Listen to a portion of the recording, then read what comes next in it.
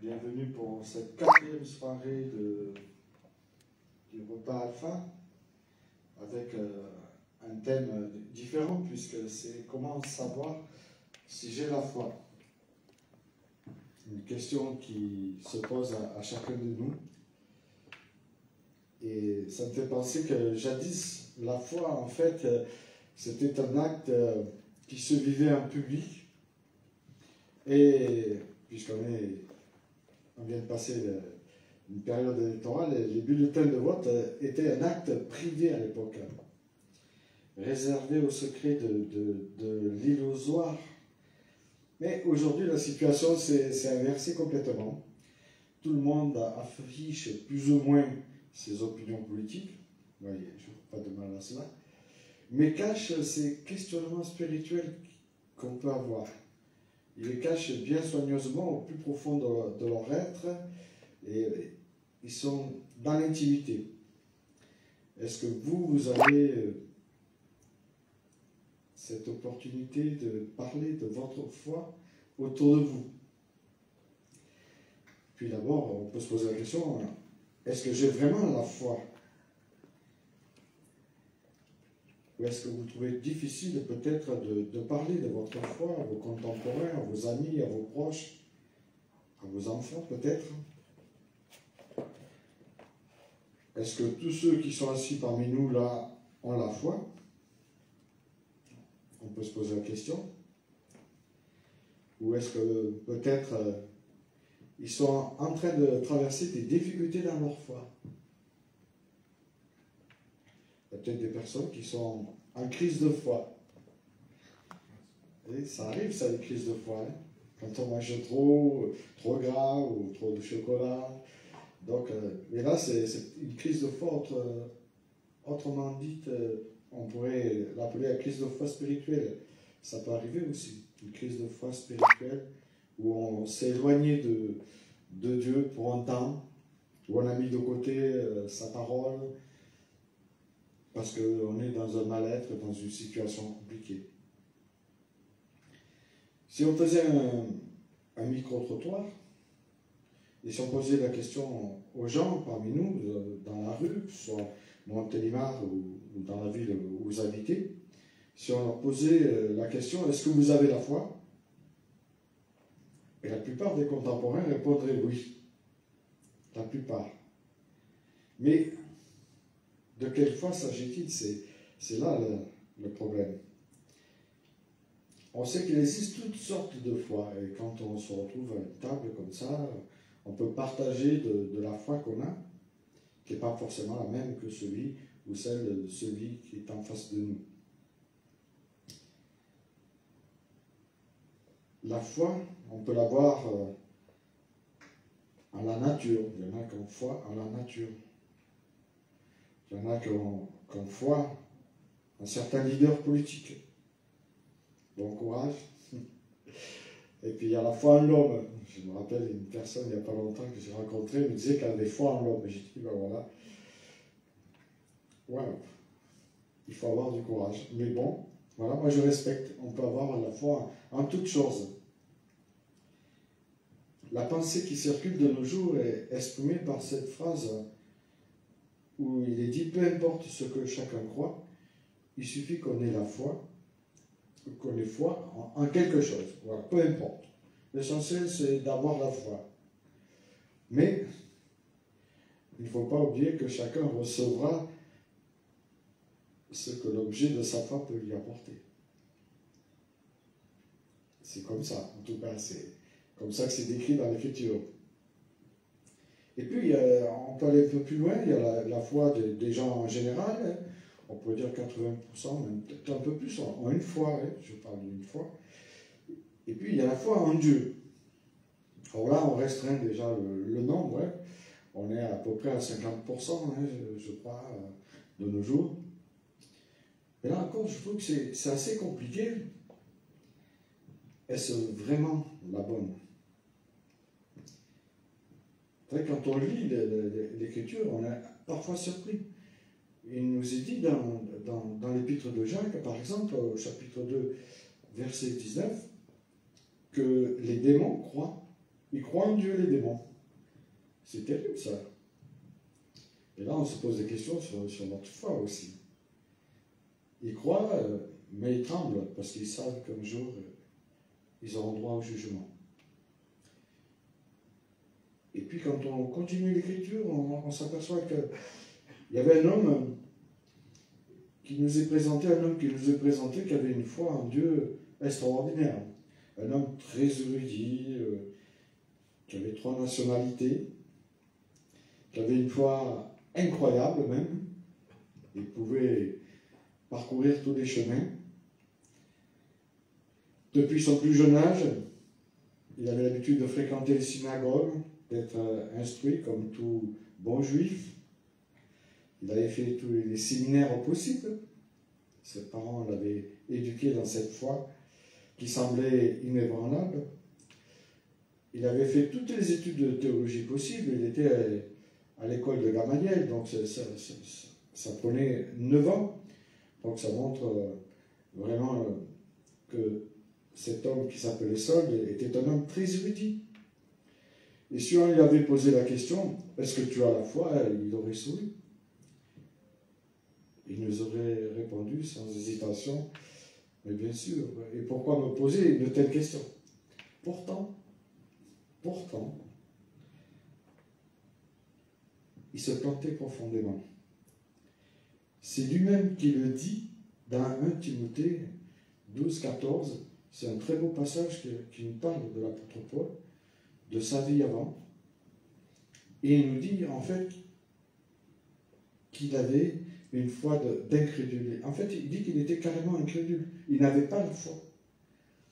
Et il raconte tout ce qu'il a fait, et puis il dit, mais finalement, en fait, je n'avais pas la foi. C'est pour ça que ça pose des questions. Qu'est-ce que la foi? Et comment savoir si j'ai la vraie foi, cette foi que nous parle l'Écriture?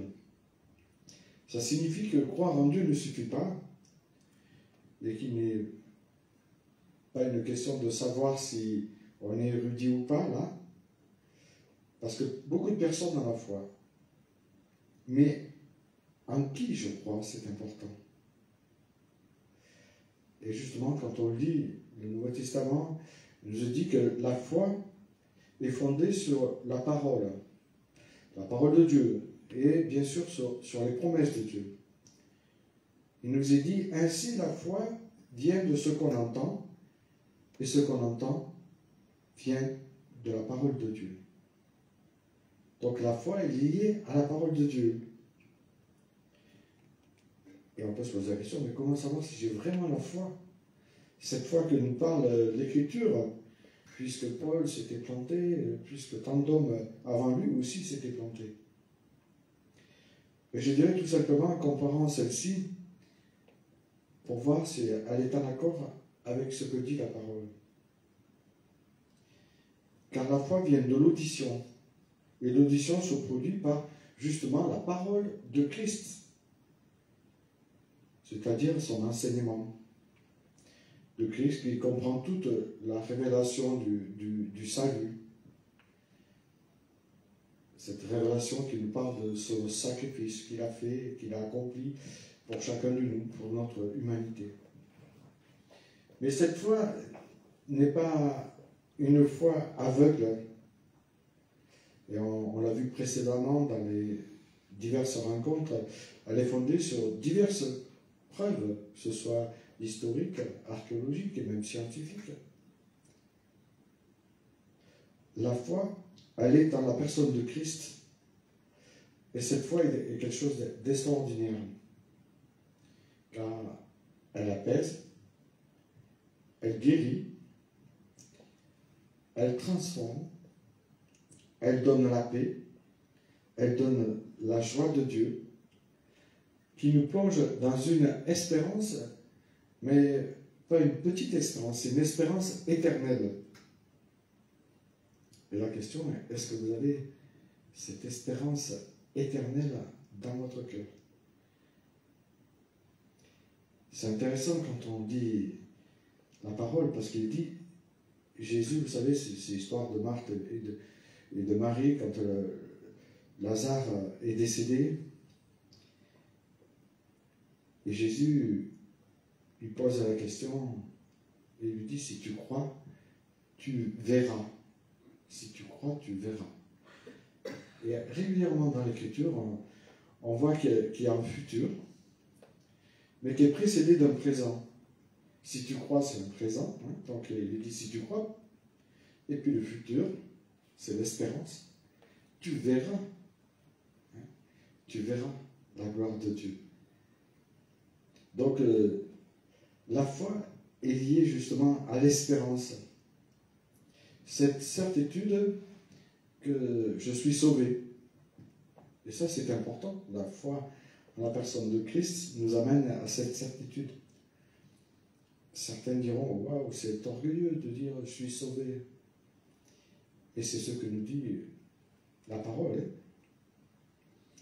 Et la question est, est-ce que vous avez cette certitude d'être sauvé? La parole nous dit, crois au Seigneur Jésus et tu seras sauvé. Et de nouveau, on voit le présent, hein, crois, dès que tu crois. Et puis il y a cette espérance dans le futur. Tu seras sauvé. La Bible nous dit que le Christ est allé jusqu'au bout. Il a donné sa vie pour arracher la tienne, la mienne, la nôtre, aux prises de l'enfer, il nous a dit. Car il nous dit qu'il n'y a pas de distinction entre les hommes et les femmes. Il nous dit que tous ont péché et sont privés de la gloire de Dieu. Mais ils sont gratuitement justifiés par lui, par ce sacrifice qu'il a accompli, parce qu'il nous aime et parce que nous sommes précieux, en fait, à ses yeux. La justice de Dieu, elle s'est manifestée par la foi en Jésus-Christ. Par la foi en Jésus-Christ, mais pas la foi de Jésus-Christ. C'est cette foi qui nous offre une nouvelle compréhension du monde et qui nous permet de saisir qui est Dieu et ce qu'il attend pour chacun de nous. Parce que Dieu nous dit qu'il a des projets de vie pour chacun de nous. Chacun de nous, il a préparé des projets. Christ veut mettre cette petite graine de la vie éternelle dans notre cœur. Cette petite graine qu'il est dit qu'elle peut être comme une graine de moutarde, quelque chose qui est presque invisible, mais qui peut devenir un arbuste pour justement abriter ceux et celles qui désirent entendre la parole. Et justement, la foi, on sait qu'on a la foi parce que l'Esprit de Dieu atteste à notre esprit que nous sommes ses enfants. C'est une certitude. Ce n'est pas de l'orgueil, c'est tout simplement l'Esprit de Dieu qui nous dit que mais vous êtes ses enfants. Et on peut appeler, comme le dit le passage, Dieu, on peut l'appeler Père. Je vais vous le dire, ce passage, parce qu'il est très beau. Et vous n'avez pas reçu un esprit de servitude, donc il nous parle de libération. Pour être dans la crainte, on n'est plus dans la crainte. Mais vous avez reçu un esprit d'adoption par lequel nous crions « Abba, Père ». Et puis il poursuit. L'Esprit lui-même rend témoignage à notre esprit que nous sommes enfants de Dieu. Or, si nous sommes enfants, nous sommes aussi héritiers de Dieu et co-héritiers de Christ. Si toutefois nous souffrons avec lui, afin d'être glorifiés avec lui. Donc c'est formidable. Son esprit atteste à notre esprit que nous lui appartenons. J'ai la certitude que je suis héritier du Christ, un de ses héritiers, un de ses enfants adoptifs. Et la foi me fait penser à ces deux brigands à la croix, que nous connaissons la plupart d'entre nous, cette histoire. Hein. Ces deux brigands qui, au départ, insultaient Jésus parce qu'il était là, au milieu de deux personnes qui étaient certainement des criminels, puisque la croix, c'était pour ceux qui étaient criminels ou qui s'étaient révoltés contre les Romains. Et il y en a un qui regarde simplement au fait de la vie de Jésus. Oui, Jésus, il sait qu'il a fait des miracles, qu'il a guéri des malades, mais ça s'arrête là. Et l'autre regarde à ce que Jésus est. Et cette parole est très forte parce qu'il dit, tandis que l'un d'eux continuait de l'injurier, l'autre proteste. À un moment donné, il regarde Jésus, il dit, c'est pas possible. Cet homme, il n'a rien fait, il subit la même peine que nous. Alors que nous sommes des brigands. Nous méritons ce que nous avons fait. Mais lui, il n'a rien fait et il a été cloué sur la croix. Il proteste, il dit, tu n'as pas la crainte de Dieu, toi qui subis la même peine. Pour nous, c'est justice. Nous payons nos actes. Mais lui, il n'a rien fait de mal. Et il dit à Jésus, souviens-toi de moi quand tu viendras dans ton royaume. Cet homme, sur une croix, comprend qui est le Christ. Il ne regarde pas au fait, mais il regarde à qui est Christ. Et ça, c'est important pour nous d'avoir ce regard sur le Christ. Pas seulement sur ce qu'il a fait, mais sur ce qu'il est et sur ce qu'il veut être pour chacun de nous dans notre vie de tous les jours. Et cette parole est fantastique de Jésus. Il lui dit, aujourd'hui, tu seras avec moi dans le paradis. Et toujours un présent et un futur qui suit.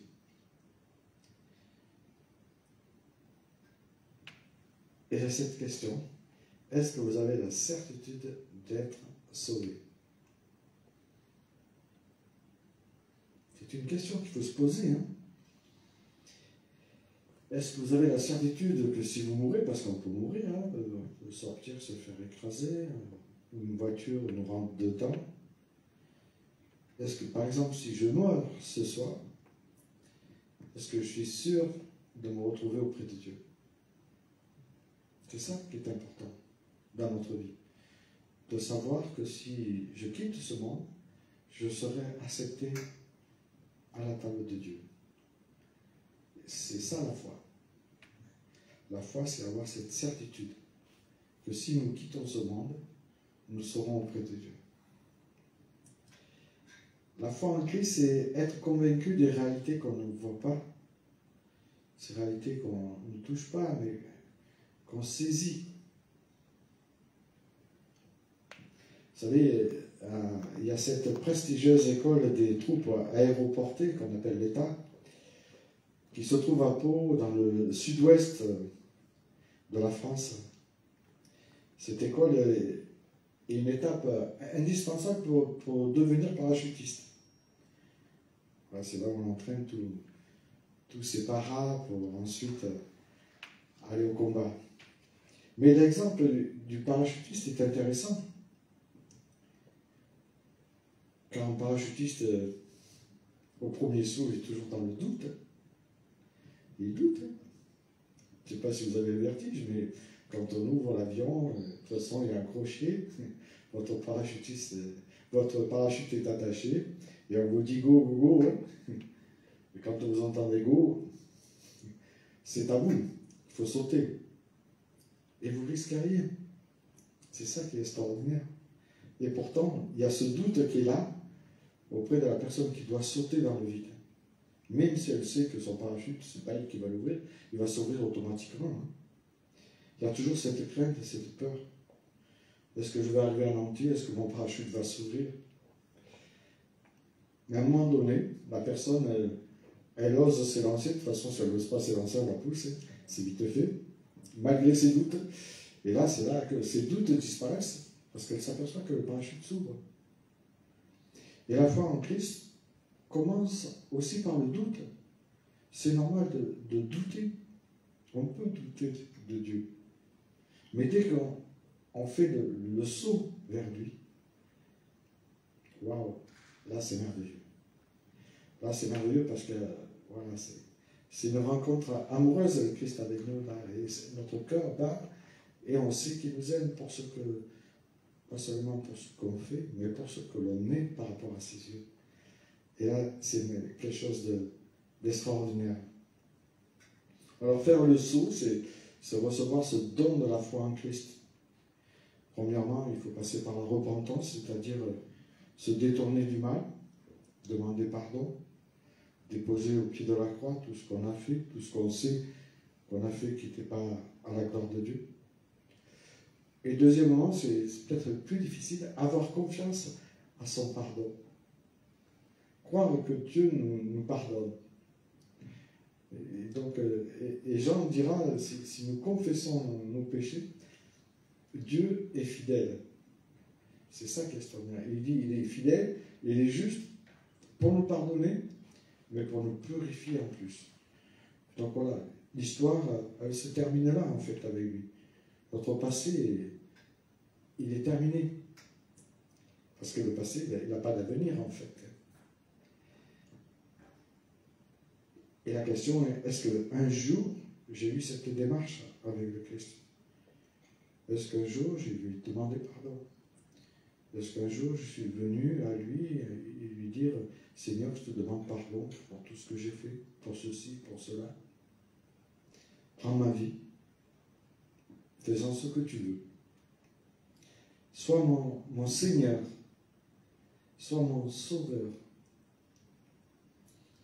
C'est une question qui se pose à nous peut-être, ou qui se repose à nous, parce que peut-être qu'on a fait cette démarche, et puis cette démarche, on l'a mis dans un placard. Et là, la question se pose, est-ce que je suis prêt à suivre le Christ maintenant, que je commence à le connaître un peu, même si j'ai des doutes? Est-ce que je suis prêt à faire ce saut dans le vide?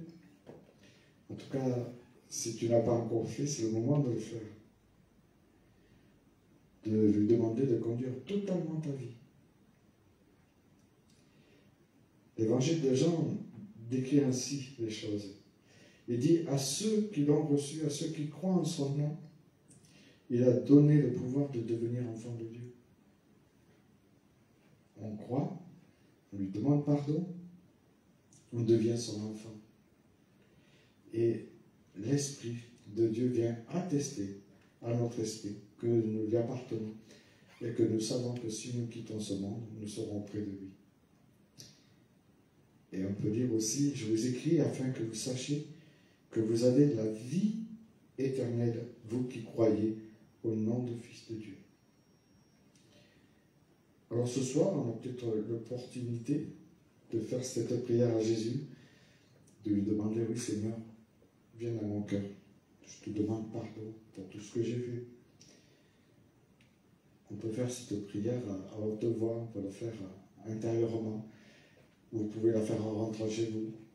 Mais c'est important de la faire, parce que c'est cet acte de foi, le fait de sauter dans le vide, qui va vous permettre d'avoir l'assurance de la vie éternelle. Mais tant que vous n'aurez pas fait ce saut dans le vide, alors vous n'aurez jamais cette assurance de la vie éternelle. Alors peut-être qu'il y a beaucoup de parasites, choses qui vous parasitent autour de vous, mais ayez confiance en Christ. Parce que là, c'est fait dans sa vie. En fait, ça change notre vie, notre existence ici-bas, mais ça va changer aussi pour l'éternité. Et je vous invite à prier. Et vous pouvez aussi prier avec moi, au fond de votre être, si vous voulez. Je vais d'abord juste faire une prière générale, et ensuite vous pourrez faire cette prière que je vous dirai à Dieu. Seigneur notre Dieu, nous te remercions. Nous te remercions pour les exemples qu'il y a dans ta parole, qui nous montrent, comme l'apôtre Paul, croyez avoir cette foi qui donne le salut, et pourtant, il était prêt à faire du mal en ton nom, en ayant la certitude de te plaire. Seigneur, rappelle-nous que la foi vient de ce qu'on entend, et ce qu'on entend vient de ta parole, et rien d'autre. Et je te prie ce soir pour ceux qui écoutent, pour ceux qui sont ici présents, je te prie pour chacun d'eux, Seigneur. S'il y a seulement une personne qui n'a pas fait ce pas de foi, alors que ce soit une rencontre avec toi qu'il y ait. Je te demande vraiment d'agir dans le cœur de chacune et chacun.